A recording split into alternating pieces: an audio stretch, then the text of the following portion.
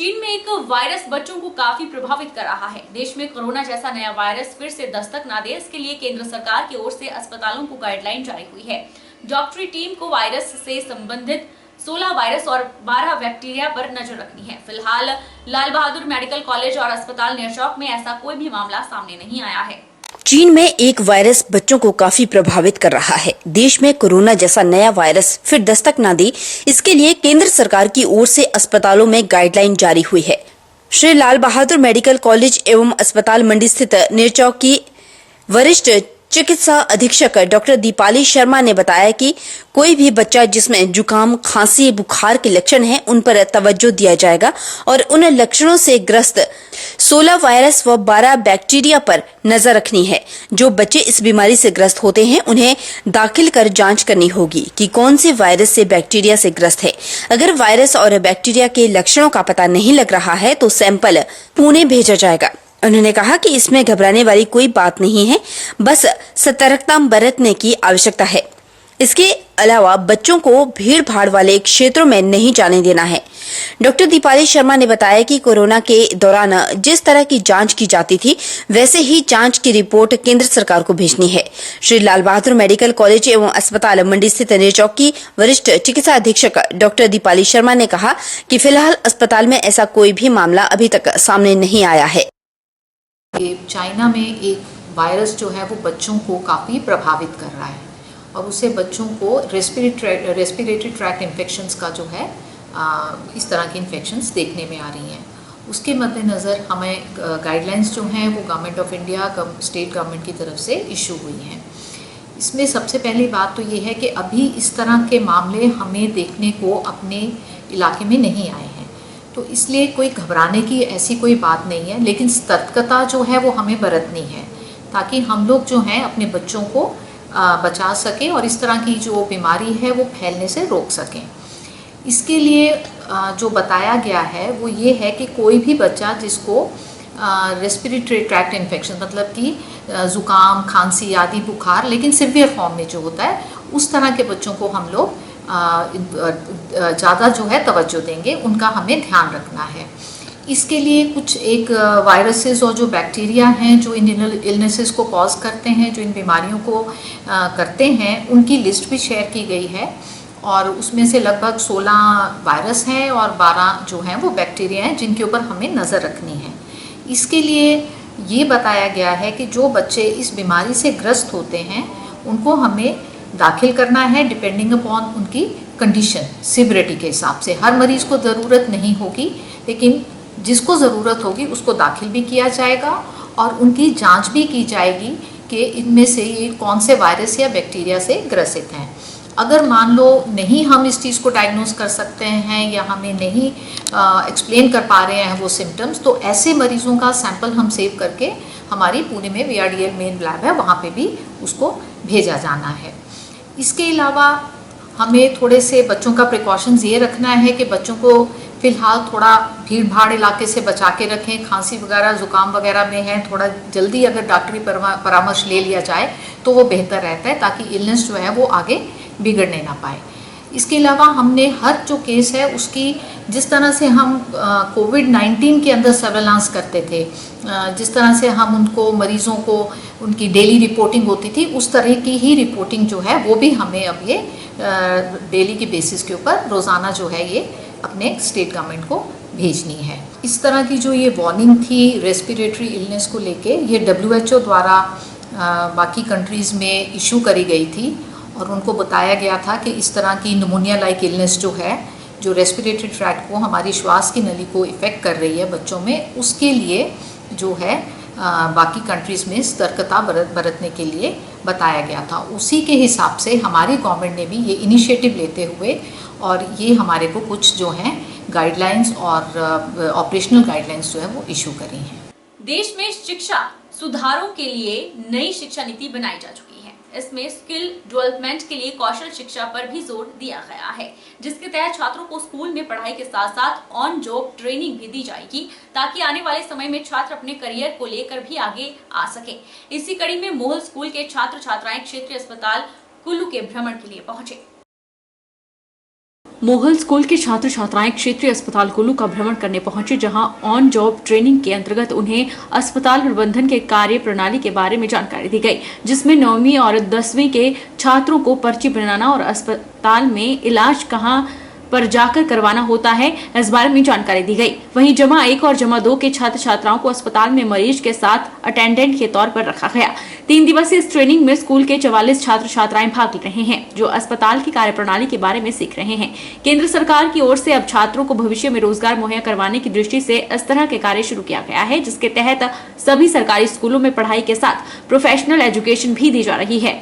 मोहल school से health care की training दिलवाने आई अध्यापिका सुमला ने बताया कि स्कूल की 44 बच्चों को यहां पर अस्पताल प्रबंधन की कार्य प्रणाली के बारे में बताया जा रहा है। लेवल 3 और 4 के बच्चों की ड्यूटी वार्ड में लगाई गई, जबकि लेवल 1 और 2 के बच्चों को अस्पताल प्रबंधन में पर्ची काउंटर और सुई भेदन कक्ष के बारे में जानकारी दी जा रही है। 44 स्टूडेंट्स हैं।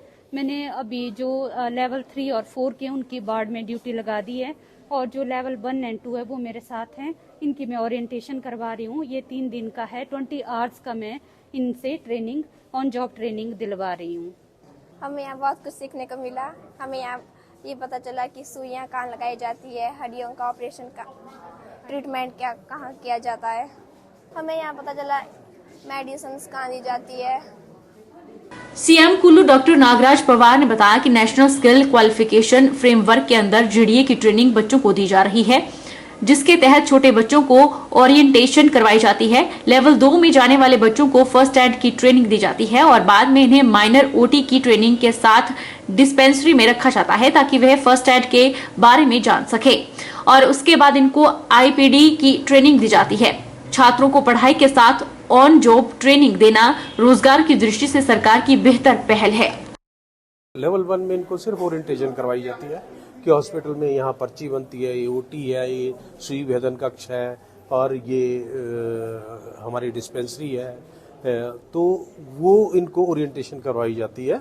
उसके बाद फिर जब लेवल 2 में चले जाते हैं तो लेवल 2 में इनको जैसे first aid that is in 10th class first aid की ट्रेनिंग दी जाती है। इनको माइनर ओटी में डिस्पेंसरी में रखा जाता है ताकि वो फर्स्ट एड के बारे में सीख सकें। और लेवल 2 पे जब चले जाते हैं, लेवल 3 पे जब चले जाते हैं तो इनको आईपीडी की ट्रेनिंग दी जाती है, तो उनको वार्ड में अटैच किया जाता है। प्रदेश में कांग्रेस सरकार के 11 महीने पूरे होने के बाद भी स्वास्थ्य के क्षेत्र में सुधार नजर नहीं आ रहा है। 100 बिस्तर वाले सिविल अस्पताल लड़भड़ोल में विशेषज्ञ चिकित्सकों के सभी पद खाली पड़े हैं। सिविल अस्पताल लड़भड़ोल में लोगों को स्वास्थ्य सुविधा नहीं मिल रही है। पीएचसी पीपली में कार्यरत डॉक्टर रेखा यादव डेपुटेशन पर यहां अस्पताल को संभाल रही हैं। क्षेत्र की 19 पंचायतें लोगों को स्वास्थ्य लाभ दिलाने के लिए तैनात हैं। दुर्घटना के घायल मरीजों को बैजनाथ, पालमपुर और टांडा मेडिकल कॉलेज की ओर ले जाया जाता है। खराब स्वास्थ्य सुविधा के चलते अस्पताल की ओपीडी में भी गिरावट आई है। एक मेडिकल ऑफिसर ही डेपुटेशन में सिविल अस्पताल में अपनी सेवाएं दे रही है। स्टाफ नर्सों के 10 पदों में 5 स्टाफ नर्सों के पद अभी भी रिक्त हैं। 2 फार्मासिस्ट अस्पताल में मरीजों का उपचार कर रहे हैं।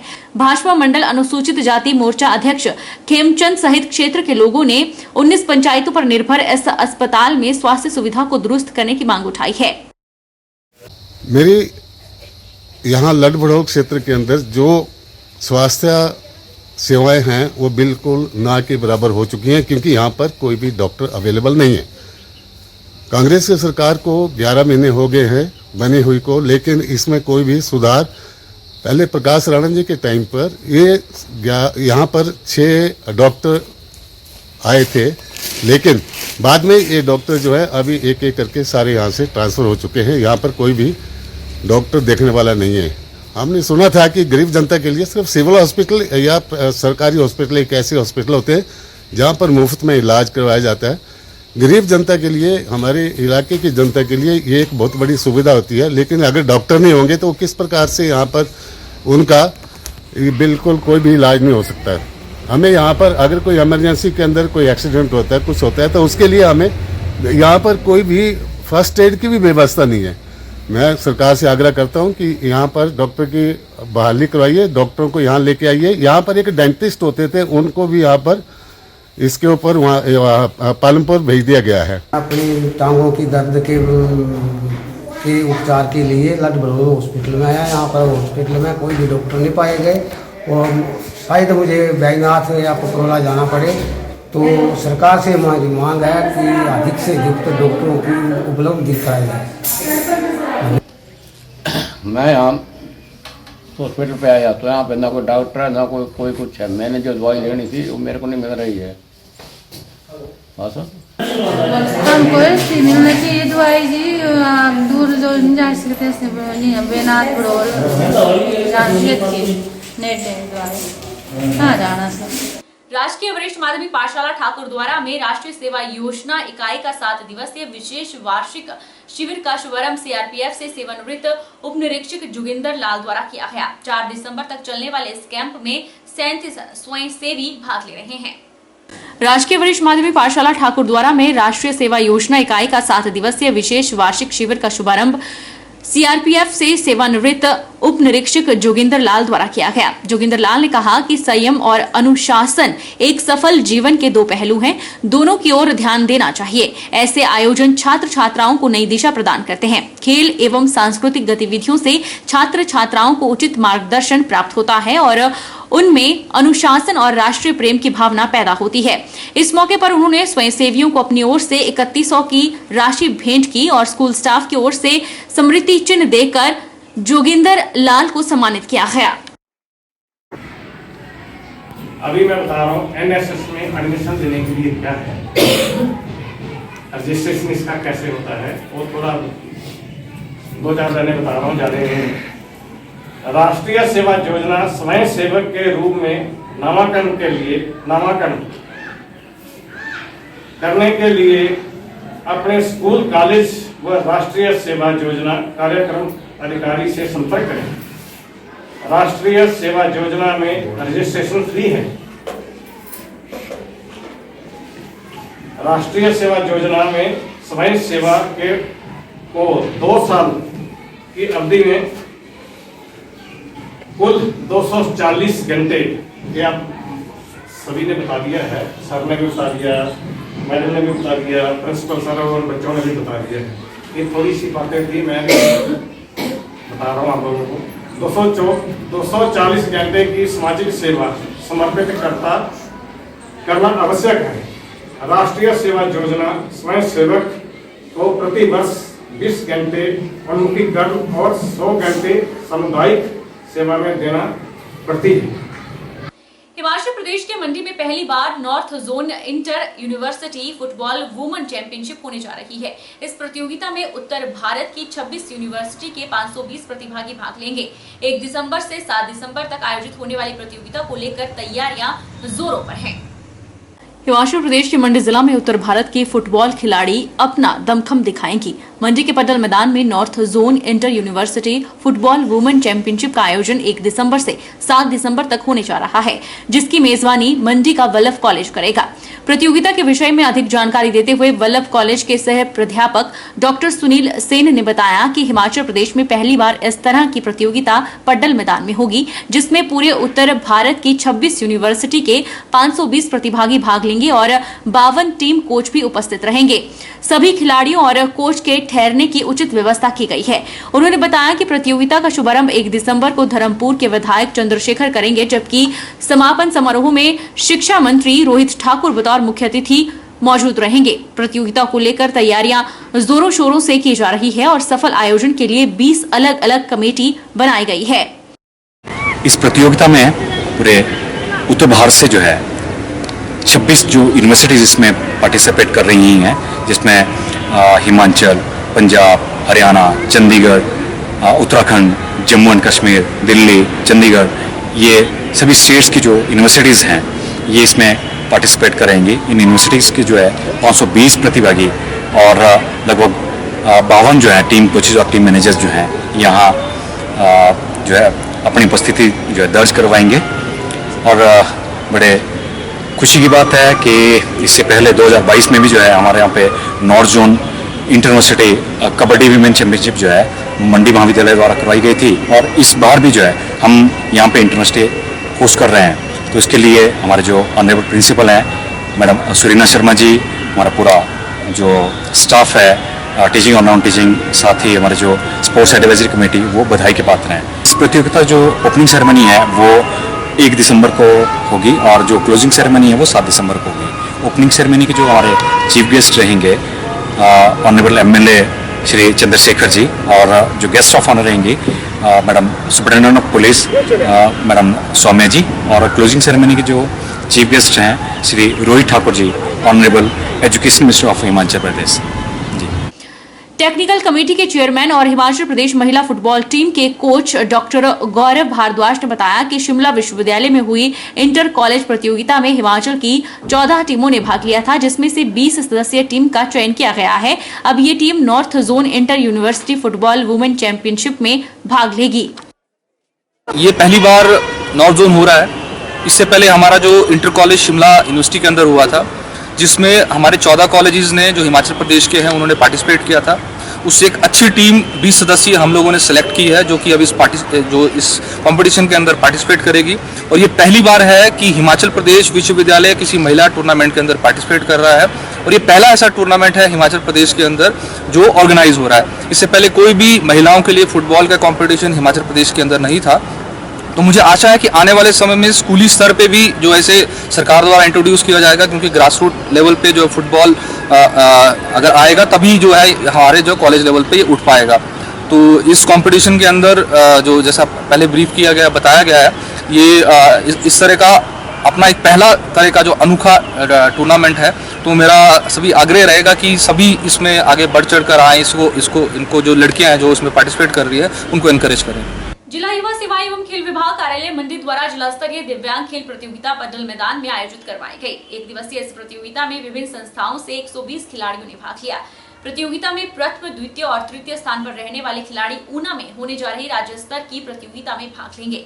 सहयोग स्पेशल स्कूल के प्रभारी एवं दिव्यांग खेल प्रतियोगिता के संयोजक गीता पुरोहित ने बताया कि पडल मैदान में एक दिवसीय जिला स्तरीय दिव्यांग खेल प्रतियोगिता आयोजित की जा रही है। प्रतियोगिता में विभिन्न संस्थाओं से 120 खिलाड़ियों ने भाग लिया। 100, 200 और 400 मीटर रेस, ब्रॉड जंप, बोची और बैडमिंटन खेलों में खिलाड़ी भाग ले रहे हैं। उन्होंने बताया कि जिला स्तरीय प्रतियोगिता में जो भी खिलाड़ी प्रथम, द्वितीय और तृतीय स्थान पर रहेंगे, उनका चयन राज्य स्तर की प्रतियोगिता के लिए होगा, जो 2 और 3 दिसंबर को ऊना में आयोजित होगी।